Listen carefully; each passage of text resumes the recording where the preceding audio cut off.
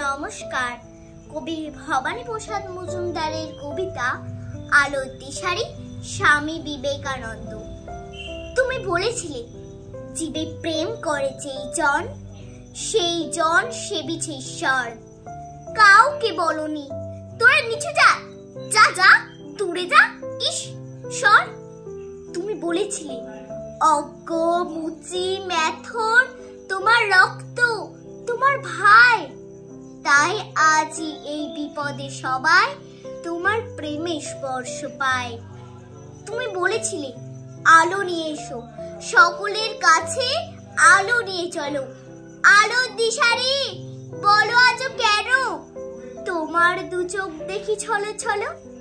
তুমি বলেছিলে টাকাতে কিছুই হয় না, নামেও না যশেও না, বিদ্যাতেও কিছু হয় না, শুধু ভালোবাসাতে সবই হয়। তুমি বলেছিলে তোমরা সবাই পড়েছো মাতৃদেব ভব পিতৃদেব ভব। আমি বলি দরিদ্র দেব ভব, মূর্খ দেব ভব।